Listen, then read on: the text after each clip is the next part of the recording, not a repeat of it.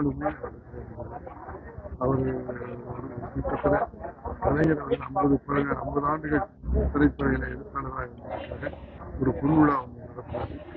அந்த பொன்விழா நடத்துகிற போது அவரோடு பணியாற்றுகிற ஒரு வாய்ப்பு அவருடைய வாழ்க்கையாக எல்லா கலையும் திட்டமிட்டு ஒரு சிறந்த பொன்விழாவாக அந்த நிகழ்ச்சி நடத்துறாரு.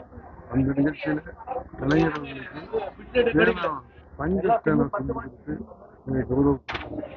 இந்த விழாவில் கலந்து ரஜினிகாந்த் விஜயகாந்த் சார் எப்படியெல்லாம் பணியாற்றுவார்கள் நான் புரிஞ்சுக்கிட்டேன். ஒரு ஆளுமையோடு செயல்பட்டவர் நம்முடைய விஜயகாந்த். அதோட இன்னொரு முக்கியமான செய்தி நான் சொல்ல ஆசைப்படுறேன். சினிமா படிச்சுட்டு வந்த இளைஞர்களுக்கெல்லாம் நல்ல வாய்ப்பு கொடுத்து அவர்களை சிறந்த விஜயகாந்த். அதாவது அது மட்டுமல்லாமல் அவருடைய வீட்டுக்கோ அவருடைய அலுவலகத்துக்கோ போனால் யாரையும் சாப்பிடாம விட மாட்டாங்க.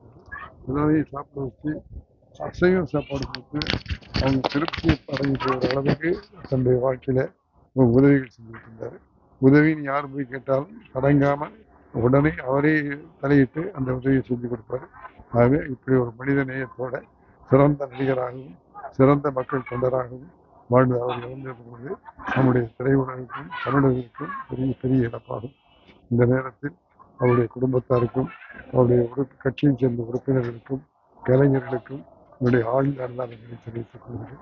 மையத்துள் வாழ்வாங்கு வாழ்பவர் வானுரையும் தெய்வத்துள் வைக்கப்படும் என்ற குரலின்படி அவர் தெய்வ நிலையிலே இருக்கிறார். அவர் இறங்கும் வாழ்கிற மனிதர்.